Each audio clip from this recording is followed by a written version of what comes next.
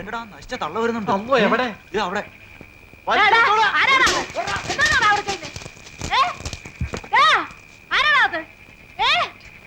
ഹലവലാദികളെ നിങ്ങളായിരുന്നോ? എടാ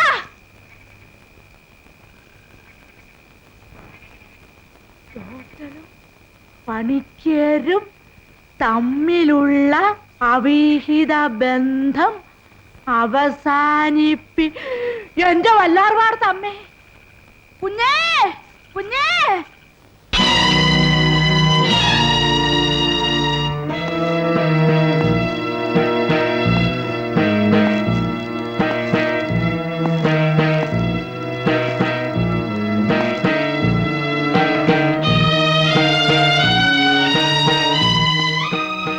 ഇവിടെ പരാതി വായിച്ചത് കേട്ടല്ലോ. ഇതിൽ പറഞ്ഞതെല്ലാം സത്യമാണോ? എന്താ മിണ്ടായിരിക്കുന്നത്? മൗനം സമ്മതലക്ഷണമാണല്ലോ. അപ്പൊ ശരിയാണെന്നർത്ഥം. നിങ്ങൾ ഇവിടുത്തെ സദാചാരത്തിന്റെ കാവൽ ഭടന്മാരാണല്ലേ? എടാ, ജോലിയും പണിയും ഒന്നും ചെയ്യാതെ നാട് നന്നാക്കാനെന്നും പറഞ്ഞ് പോകൃതനാണ് കാണിക്കുന്നത്.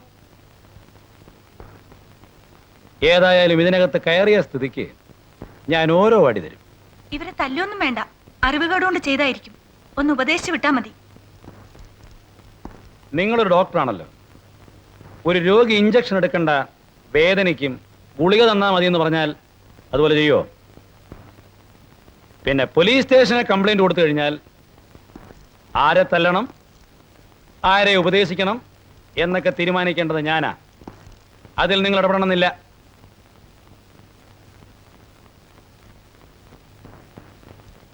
ഏതായാലും ഡോക്ടർ പറഞ്ഞ സ്ഥിതിക്ക് പ്രശ്നം ഇവിടെ വെച്ച് അവസാനിപ്പിക്കാം. മേലിൽ ഇങ്ങനെയുള്ള കുരുത്തക്കേടുകൾ ഒപ്പിച്ച് എന്റെ മുന്നിൽ വരാനിടയാവരുത്. ആ ഓക്കെയോ?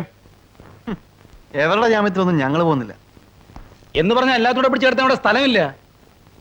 പിന്നെ ഇവിടെ നിർത്തിയിട്ട് പോകാന്ന് വെച്ചാൽ ഞാൻ പോയി തിരിച്ചു വരുമ്പോൾ നിങ്ങളിവിടെ കെട്ടിത്തൂങ്ങിച്ചാകുകയോ മറ്റു വല്ല അപകടമോ കാണിക്കുകയോ ചെയ്താൽ പിന്നെ ഞാൻ സമാധാനം പറയേണ്ടി വരും.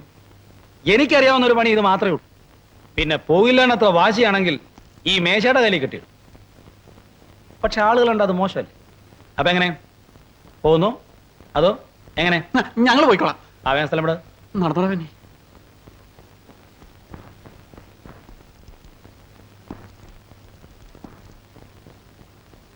ഡോക്ടർ,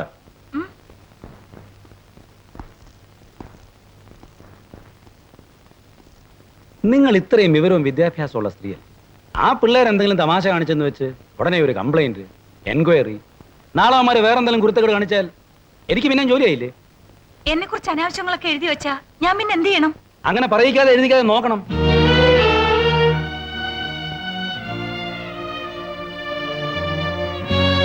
ഇത്ര പെട്ടെന്ന് അപ്സെറ്റ് ഞാനൊരു മുൻകരുതലിന് വേണ്ടി പറഞ്ഞതാണ്. നിങ്ങൾ ഒറ്റയ്ക്ക് താമസിക്കുന്ന ഒരു സ്ത്രീ, പണിയും വേലയില്ലാതെ നടക്കുന്ന അലവലാദികളായ 4 ചെറുപ്പക്കാർ. നമ്മൾ പ്രതികരിക്കുമ്പോൾ അവർക്ക് വാശിയും വൈരാഗ്യവും കൂടും. അതുകൊണ്ടാണ് ഞാൻ പറഞ്ഞത് കുറച്ചൊക്കെ നമ്മൾ കണ്ടില്ലെന്നും കേട്ടില്ലെന്നും ഒക്കെ അങ്ങ് വെക്കണം. ഞാൻ പറഞ്ഞതിന്റെ സാരാംശം ഡോക്ടർക്ക് മനസ്സിലാവുന്നുണ്ടോ? ഡോക്ടർ വയ്ക്കുള്ളൂ. ഇനി അവന്മാർ ഒരു പ്രശ്നം ഉണ്ടാക്കാതെ ഞാൻ നോക്കിക്കൊള്ളാം. ധൈര്യമായിട്ട് വയ്ക്കുള്ളൂ. ഞാനല്ലേ ഇവിടെ ഇരിക്കുന്നത്. ഇവിടെ വന്നിട്ടുള്ള ഒരൊറ്റ എസ് ഐ പോലും നമ്മളോട് ഇങ്ങനെ പെരുമാറിയിട്ടില്ല. ഉണ്ടോടാ? ഏയ്, അവനടിച്ച് നമുക്ക് കാലിൽ താത്തിയാലോ? അത് വേണോ? ഭയം മയ്യത്തായി പോവില്ലേ? പിന്നെ കേസും കുലുമാലും ഒക്കെ ആയിട്ട് നമ്മളെ തൂക്കിക്കൊന്നാലാ? എന്നാ അവന്റെ കൈകൾ തല്ലി ഓടിക്കാം. അതെ. അയ്യോ, അതൊന്നും വേണ്ടടാ. വെറുതെ ഇല്ലാത്ത പുലിവാലൊന്നും പോകണ്ട. ഏയ്, അങ്ങനെ പറഞ്ഞാൽ പറ്റില്ല. അവനെ വെറുതെ വിട്ടുവിടും. എന്റെ ഈ തടി കണ്ടാലേ അയാൾക്ക് ഇടിക്കാൻ സുഖം കൂടും. അള്ളാണ് ഞാനില്ല. നിക്കവിടെ.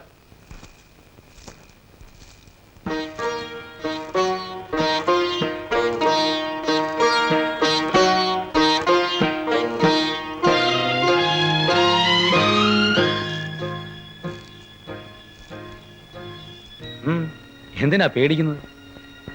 ഞാന് ഇതുവഴി ജീപ്പിൽ പോവായിരുന്നു. ഗ്രാമപ്രദേശമല്ലേ, വല്ല അവിഹിതവും അടിപിടിയൊക്കെ ഉണ്ടാകാവുന്ന സ്ഥലമാണല്ലോ. അങ്ങനെ വല്ലതും നടക്കുന്നുണ്ടോ എന്ന് ശ്രദ്ധിച്ചിങ്ങനെ വരികയായിരുന്നു. അപ്പോഴാ ഒരു കുശുകുശുക്കും വർത്താനവും കേട്ടത്. നോക്കിയപ്പോ നിങ്ങൾ വളരെ ഇൻട്രസ്റ്റിംഗ് ആയ സബ്ജക്റ്റാ പറഞ്ഞുകൊണ്ടിരിക്കുന്നത്. എന്നെ കൊല്ലണം. ഒന്ന് നേരെ ചൊവ്വേ ഞെരടാൻ പോലും ഇല്ലല്ലോടാ മോനെ. വന്ന ഉടനെ ഞാൻ ആദ്യം അന്വേഷിച്ചത് ഈ ഗ്രാമം ഭരിക്കുന്ന പണിക്കർ മുതലാളിയെ പറ്റിയും പിന്നെ ഇവിടെ ന്യായം നടത്തുന്ന നിങ്ങൾ 4 ജഡ്ജിമാരെ കുറിച്ചുമാണ്. ഒരിക്കൽ ഞാൻ ക്ഷമിച്ചു, ഇപ്പോഴിതാ വീണ്ടും. ഒരു കാര്യം ഞാൻ പറഞ്ഞേക്കാം, പരസ്പരം മത്സരം ഒഴിവാക്കിയാൽ എല്ലാവർക്കും നല്ലത്. നാട്ടിൽ നീതിയും ന്യായവും നടന്നു കാണാൻ ആഗ്രഹിക്കുന്നത് നല്ല കാര്യമാണ്. അതാണ് ഉദ്ദേശമെങ്കിൽ ഞാനും നിങ്ങളോട് സഹകരിക്കും. അല്ലാതെ ഒറ്റ രാത്രി കൊണ്ടൊരു വിപ്ലവം തന്നെ സൃഷ്ടിക്കാമെന്ന് വിചാരിച്ചാൽ അതിവിടെ നടക്കില്ല. ആ ശരി ശരി, സംസാരം നിർത്തണ്ട, കാര്യമാണ്.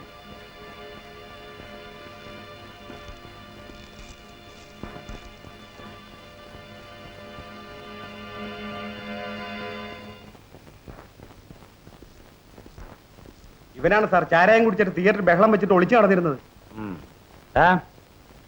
ചാരായം കുടിച്ചാലേ വയറ്റി കിടക്കണം. അല്ലാതെ സിനിമ കാണാൻ വരുന്ന പെൺപിള്ളേരുടെ കാലയെ ചൊറിഞ്ഞോ മുഖത്ത് തോണ്ടിയോ അല്ല വീരം കാണിക്കേണ്ടത്. ആ നീ അവിടെ മുട്ടേ നിന്നോ, മാറ്റിന് കഴിഞ്ഞിട്ട് പോയാം.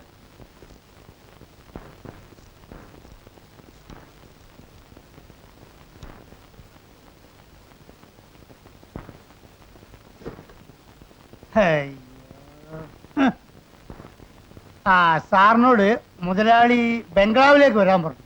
എഴുന്നേക്കടോ. എന്താടാ സാറ് പറഞ്ഞു കേട്ടില്ലേ? നീ എന്താടാ കുർബാനയാണ്? അവനോടല്ല തന്നോടാ. സാറിന് എന്നെ മനസ്സിലായില്ല എന്ന് തോന്നുന്നു. താനാരാ? ഹോം മിനിസ്റ്ററോ? അല്ല സാർ, ഞാൻ കുര്യാപ്പള്ളി കുര്യാക്കോസ്. സാറൊരു തമാശക്കാരനാണല്ലോ. കുര്യാപ്പള്ളി ആയാലും നായരമ്പലമായാലും ഇങ്ങനെ ബന്ധുവിട്ട് ചെല്ലുന്ന പോലെ ഓടിക്കേറി വന്നിരിക്കാൻ വേണ്ടിയല്ല ഈ കസേര ഇട്ടിരിക്കുന്നത്. കുട്ടപ്പൻ സാറുള്ളപ്പോ കുട്ടപ്പൻ സാറ് പോയ വിവരം അറിഞ്ഞില്ല അല്ലേ? താൻ എന്തിനാ ഇപ്പൊ ഇങ്ങോട്ട് വന്നത്? സാറിന് ബംഗ്ലാവിലേക്ക് മുതലാളി. ഏത് മുതലാളി? ഇവിടെ ഒറ്റ മുതലാളിയേ ഉള്ളൂ, പണിക്കര് മുതലാളി. ആ എന്നെ കാണണമെന്ന് തന്റെ മുതലാളിക്ക് എത്ര വലിയ നിർബന്ധമാണെങ്കിൽ ഞാൻ ഒരു 5 മണിയുടെ ഇവിടെ തന്നെ കാണും. അയ്യോ സാറേ, ഇവിടുത്തെ കീഴ്വഴക്കം. പുതിയതായി വരുന്ന SI-മാർ മുതലാളിയെ ചെന്ന് കണ്ട് അനുവാദം വാങ്ങിച്ചിട്ടാണ് സ്റ്റേഷനിൽ ചാർജ് എടുക്കുക അല്ലേ? ആ കീഴ്വഴക്കം ഒന്ന് മാറ്റണ്ടേ? അല്ലെങ്കിൽ മോശമല്ലേ എന്റെ കുര്യാപ്പള്ളി? അപ്പോ ഞാൻ അവിടെ ചെന്ന് അവനെ കാണണമല്ലയോ? അങ്ങനെയാന്നേ പറഞ്ഞയച്ചത്. അവൻ പാലാക്കാരൻ നായരാണെങ്കി ഞാൻ പണിക്കരാ. ഒറ്റ തടിയല്ലയോ, അതിന്റെ അഹങ്കാരമാ. അല്ലെങ്കിൽ സർക്കാരിൽ നിന്ന് കിട്ടുന്ന ഈ നക്കാപ്പിച്ചുകൊണ്ട് ഇവിടെ ഒരു SIക്ക് ജീവിക്കാൻ പറ്റുമോ? പറ്റില്ല മുതലാളി. ആ അപ്പോ അവനൊരു എല്ല് കൂടുതലുണ്ട്. ഓ, ആ എല്ല് നമ്മൾ എടുത്തു കളയണം അല്ലയോ കുര്യാപ്പള്ളി? ഹോട്ടലിനെ എടുത്തു കളയണം മുതലാളി, ഇല്ലെങ്കിൽ അവൻ നമ്മളെ എടുത്തു കളയും. കൊയിലാണ്ടിയിലേക്കോ സ്ഥലം മാറ്റാൻ പറ്റും, അല്ലാതെ SI ആയി എന്നെ ഹെഡ് കോൺസ്റ്റബിൾ ഒന്നും ആക്കുകയല്ലോ. ഇൻസ്പെക്ടർ സാറ് എന്നെ ശരിക്കും മനസ്സിലാക്കാതാ സംസാരിക്കുന്നതെന്ന് തോന്നുന്നു. വിവരങ്ങളൊക്കെ ഇവിടുത്തെ പോലീസുകാർ പറഞ്ഞു കാണത്തില്ല അല്ലേ? ഇല്ലല്ലോ, അവരെ കൊണ്ട് ഞാൻ പറയിച്ചില്ല. ഈ നാട്ടിൽ പോസ്റ്റ് ഓഫീസും പോലീസ് സ്റ്റേഷനും ഒക്കെ സ്ഥാപിക്കാൻ സ്ഥലം കൊടുത്തിരിക്കുന്നത് നാട്ടുകാരുടെ കണ്ണിലുണ്ണിയായ പണിക്കര് മുതലാളിയാണെന്ന് അറിയാം. ജനങ്ങളുടെ പ്രീതി സമ്പാദിക്കുന്നതിന് വേണ്ടി ഒരു പുതിയ ആശുപത്രി കൂടെ സ്ഥാപിച്ചിട്ടുണ്ടെന്ന് അറിഞ്ഞു. നല്ലത്. പോസ്റ്റ് ഓഫീസോ ആശുപത്രിയോ നാട്ടുകാരെ സേവിക്കലോ എന്ത് വേണേ അയക്കോ, പക്ഷേ ഈ പോലീസ് സ്റ്റേഷനിൽ മാത്രം കയറി ഭരിക്കാൻ വരരുത്. നിൽക്കൂ. ഇവിടുത്തെ നാട്ടുകാരുടെ ആവശ്യമായിരുന്നു അക്കരെ തുരുത്തുമായി ബന്ധിക്കുന്ന ഒരു പാലം. മുതലാളിയുടെ നേതൃത്വത്തിൽ പാലം പണി തുടങ്ങി. മനുഷ്യക്കുറി നടത്തിയാലേ പാലം പണി പൂർത്തിയാവൂന്ന് ജോത്സ്യരെ കൊണ്ട് കവിടി നിരത്തി പറയിപ്പിച്ചു. പാലത്തിന്റെ ആവശ്യത്തിന് മുന്നിൽ ജനം മനുഷ്യക്കുരുന്ന് മറന്നു. പക്ഷേ അന്നവിടെ ചവിട്ടിത്താഴ്ത്തിയത് നിങ്ങളുടെ വീട്ടിൽ ജോലിക്ക് നിന്നിരുന്ന സാവിത്രിയായിരുന്നു. അവളുടെ വയറ്റിൽ വളർന്നിരുന്ന നിങ്ങളുടെ അവിഹിത ഗർഭത്തെയായിരുന്നു. ഈ വിവരം എനിക്കും ഈ നാട്ടിലെ ചെറുപ്പക്കാർക്കും അറിയാം. ഈ ഗ്രാമത്തിൽ ഒരേ ഒരു ക്രിമിനലേ ഉള്ളൂ, ദാറ്റ് ഈസ് യു. എന്നോട് കളിക്കുന്നത് സൂക്ഷിച്ചു.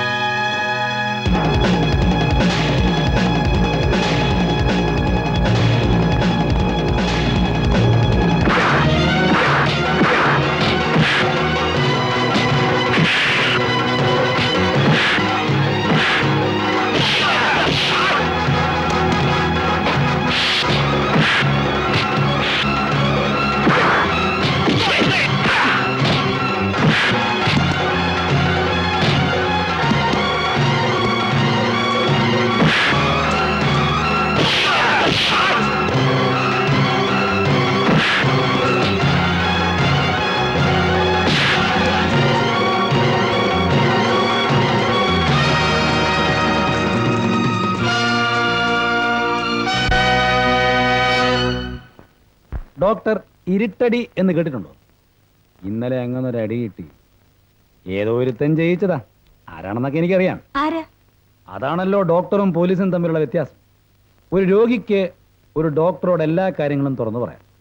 എന്നാൽ ഒരു പോലീസ് ഉദ്യോഗസ്ഥന് അങ്ങനെ എല്ലാ കാര്യങ്ങളും തുറന്നു പറയാൻ പറ്റില്ലല്ലോ.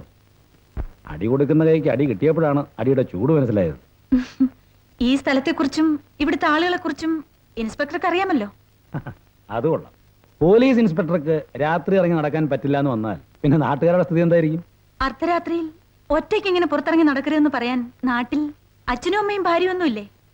അച്ഛനില്ല, അമ്മയുണ്ട്. പിന്നൊടുവിൽ പറഞ്ഞ പാർട്ടിയുടെ കാര്യം. I am a chronic bachelor, തികച്ചും അവിവാഹിത. Oh, I'm sorry. ഞാൻ വിചാരിച്ചു കല്യാണമൊക്കെ കഴിച്ച് 1-2 കുട്ടികളൊക്കെ ഉണ്ടാവുമെന്ന്. അല്ല, എന്നെ കണ്ടാൽ അങ്ങനെ തോന്നുകയും ചെയ്യും. ഏയ്, അതല്ല. ഒരു വിവാഹം കഴിക്കണമെന്നുണ്ട്. ഡോക്ടർ പറഞ്ഞ പോലെ അർദ്ധരാത്രിയിൽ പുറത്തേക്ക് ഇറങ്ങുമ്പോൾ സ്നേഹത്തോടെ ശാസിക്കാൻ ഒരു പെൺകുട്ടിയെ അന്വേഷിച്ചുകൊണ്ടിരിക്കുകയാണ്. പല സ്ഥലങ്ങളിലും മാറി മാറി ജോലി നോക്കിയിട്ടും അവിടെ നിന്നും മനസ്സിനിണങ്ങിയ ഒരു പെൺകുട്ടിയെ കണ്ടുകിട്ടിയില്ല. ആ ജോലി ഞാൻ ഡോക്ടറെ ഏൽപ്പിക്കട്ടെ. ഡോക്ടറാകുമ്പോൾ കൂടെ പഠിച്ച ഫ്രണ്ട്സൊക്കെ ഉണ്ടാവുമല്ലോ. എന്തൊക്കെയാ ഡിമാൻഡ്? കുറഞ്ഞത് 3-4 ലക്ഷം രൂപ സ്ഥിരം, അതിനടുത്ത സ്വർണം, പിന്നൊരു 10,000 തേങ്ങ കിട്ടുന്ന ഒരു പുരയിടം, ഒരു എയർ കണ്ടീഷൻ മാരുതി കാർ. ഇതൊന്നും എനിക്ക് വേണ്ട. 4 പേര് കണ്ടാൽ കുറ്റം പറയും. That's my only demand. Excuse me, U?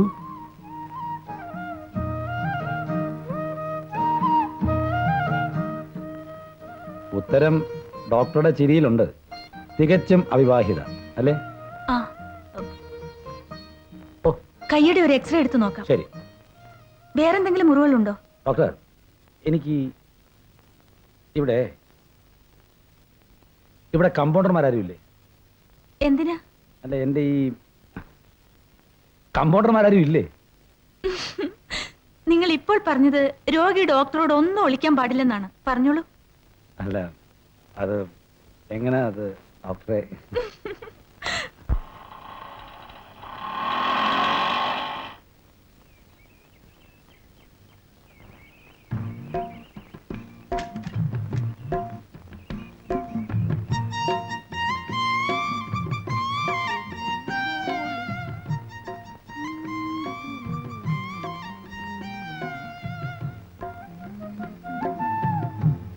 എന്താ കരുണ, എന്തിനാ നീ വന്നേ?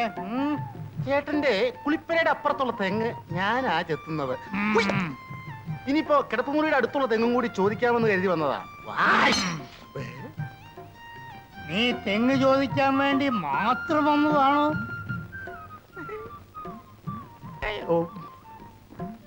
ഈ വീട്ടിൽ കയറി വന്ന് ഞാനിപ്പോ ഒരു തെങ്ങല്ല ചോദിക്കേണ്ടത്, പക്ഷേ ഞാനിപ്പോ ഒരു തെങ്ങേ ചോദിക്കുന്നുള്ളൂ.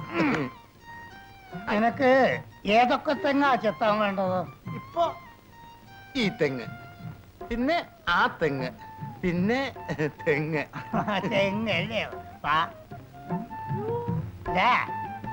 ഈ തെങ്ങും ആ തെങ്ങും ചെത്താൻ കൊടുക്കാനുള്ളതാ.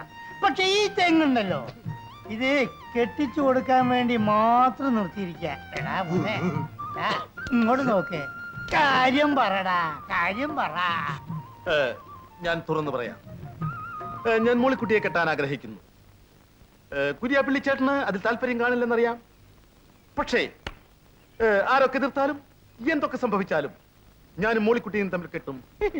അതുകൊണ്ടാണ് നേരായ വഴിയിൽ കൂടി ഞാൻ വന്നിരിക്കുന്നത്. വാ, നമുക്ക് അകത്തിരുന്ന് സംസാരിക്കാം. അയലത്തുകാർ കേൾക്കണ്ട. എപ്പോഴായാലും ഇത് അയലത്തരറിയും, അല്ലെങ്കിൽ ഇവൻ അറിയിപ്പിക്കും. കർണ, എന്റെ മകളെ നിനക്ക് കെട്ടിച്ചു തരുന്നതിൽ ഞങ്ങൾക്ക് എതിർപ്പുണ്ട്. നിങ്ങൾ തമ്മിൽ സ്നേഹത്തിലാണെന്ന് നാട്ടുകാർ പറഞ്ഞിട്ട് ഞങ്ങൾ അറിഞ്ഞിട്ടുമുണ്ട്. പക്ഷെ നീ ഈ ചെത്ത് ഉപേക്ഷിച്ച് നല്ലൊരു ജോലി സമ്പാദിച്ചു വരികയാണെങ്കിൽ ഞാൻ നിനക്ക് എൻ്റെ മകളെ കെട്ടിച്ചു തരും. അല്ലാതെ വേറെ ഒന്നും ഉണ്ടായിട്ടൊന്നല്ല. നീ ഞങ്ങളെ വീട്ടിനടുത്ത് തെങ്ങിയെത്താൻ വന്നപ്പോ എൻ്റെ മകളുമായി നീ പ്രേമത്തിലായി. ഇതുപോലെ നീ പലയിടത്തും ചെത്താൻ പോകുന്നല്ലേ, അവിടെയും പെൺകുട്ടികൾ കാണുമല്ലോ. നിന്റെ സ്വഭാവം അതല്ലേ. അപ്പോ എന്റെ മകളുടെ ഭാവി ഞാൻ നോക്കണ്ടേ? എന്റെ മോളിക്കുട്ടിക്ക് വേണ്ടി ഞാൻ എന്തും ഉപേക്ഷിക്കും, എന്തും. എന്റെ ഇന്നത്തെ അന്തിച്ചത്ത് എന്റെ സമാപന ചത്തായിരിക്കും. എന്റെ മോളിക്കുട്ടിക്ക് വേണ്ടിയുള്ള അവസാനത്തെ ചെത്ത്. എന്റെ ഒരു അമ്മാവന്റെ മകൻ മദ്രാസിലുണ്ട്. കുറെ നാളായി ഒരു ജോലി ശരിയാക്കി വെച്ചിട്ട് അവൻ എന്നെ വിളിക്കുന്നു. വാടാ കരുണ വാടാന്ന്. ഞാൻ മദ്രാസിലേക്ക് പോവുകയാണ്. എന്നിട്ട് നല്ലൊരു ജോലി സമ്പാദിച്ചിട്ട് ഞാൻ തിരിച്ചു വരും. എന്നിട്ട് ഈ വീട്ടുമുറ്റത്ത് വെച്ച് ഞാൻ എന്റെ ഫിഷ് മോളിയുടെ കഴുത്തിൽ താലി കെട്ടും. പുള്ളിയാണ് സത്യം. പള്ളിപ്പുറം പള്ളിയാണ് സത്യം. റൂം നമ്പർ 3 അഡ്മിറ്റ് ചെയ്തേക്കും. Yes doctor. വരും.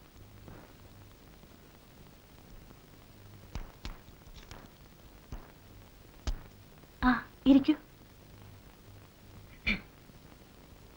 3-4 ദിവസമായി നിർത്താതെയുള്ള ചുമ, ശ്വാസമുട്ടലും കിതപ്പുണ്ട്. എഴുന്നേറ്റ് 2 അടി നടന്ന കണ്ണും തലയും കറങ്ങുന്ന പോലെ തോന്നും. ആ എന്താ പേര്? നാരായണപിള്ള. നിങ്ങൾക്കല്ലേ അസുഖം? അല്ല, എന്റെ മുത്തശ്ശനാണ്. സോറി ഡോക്ടർ, പേഷ്യന്റ് ആരാണെന്ന് പറയാതെയാണ് രോഗവിവരം പറഞ്ഞത്. It's all right. മുത്തച്ഛൻ എത്ര വയസ്സായി? 72. എന്ത് ചെയ്യുന്നു? ഇരിപ്പാണ്. പഴയ സ്വാതന്ത്ര്യ സമര സേനാനിയാണ്. രോഗിയൊന്ന് കൂട്ടിക്കൊണ്ട് വരാമായിരുന്നു. ആ സാരമില്ല. ഈ മരുന്ന് 3 നേരം കഴിക്കട്ടെ. കുറവില്ലെങ്കിൽ കൂട്ടിക്കൊണ്ടുവരണം. Thank you doctor. ആ പേര് പറഞ്ഞില്ല. ഞാൻ പറഞ്ഞല്ലോ, നാരായണപിള്ള. മുത്തച്ഛന്റെ പേരല്ല. സോറി. രേഖ. പഠിക്കണോ? അതെ, BSc ഫൈനൽ ഇയറിന്. ഇവിടെ തന്നെയാണോ സ്വദേശം? അതെ, ആ ബണ്ടിനടുത്താ.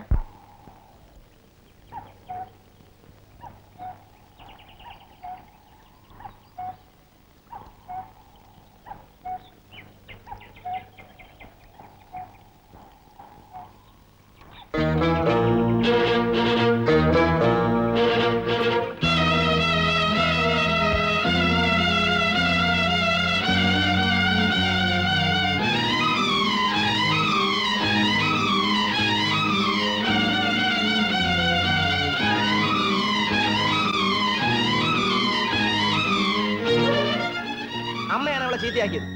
ട്യൂഷൻ, സ്പെഷ്യൽ ക്ലാസ് എന്നൊക്കെ പറഞ്ഞ് അഴിച്ചങ്ങ് വിട്ടിരിക്കല്ലേ. എന്താ മോളെ ഇത്? നിനക്ക് വേറെ ആരെയും കിട്ടിയില്ല അല്ലേടി? മുരളി മതി. മോളെ, നിന്റെ ഈ പ്രായത്തിലുള്ള പെൺകുട്ടികൾക്ക് ഇതുപോലുള്ള തമാശകളും കൗതുകങ്ങളും ഒക്കെ തോന്നുക സാധാരണമാണ്. വർണ്ണങ്ങൾ തേടി നടക്കുന്ന ചിത്രശലഭങ്ങളെ പോലെ ഈ പ്രായം. പക്ഷേ മോൾ ഒരു കാര്യം മറക്കരുത്, ഈ നാട്ടിൽ വെച്ച് ഏറ്റവും വലിയ തറവാടാ നമ്മുടേത്. നമ്മളെ തൊഴുന്നവരെ ഈ നാട്ടിലുള്ളൂ, നമ്മൾ ആരെയും തൊഴാറില്ല. എനിക്കൊന്നേ നിന്നോട് പറയാനുള്ളൂ, നിന്റെ മനസ്സിൽ ആ ചെറുക്കനെ കുറിച്ച് എന്തെങ്കിലും ഒക്കെ തോന്നിയിട്ടുണ്ടെങ്കിൽ എന്റെ മോൾ അതങ്ങ് മറന്നുകളാ. അച്ഛാ, എന്റെ നല്ല മുഖം മാത്രമേ മോള് കണ്ടിട്ടുള്ളൂ, മറ്റൊരു മുഖം കൂടെ അച്ഛനുണ്ട്. ഓടിയാത്ത ഉം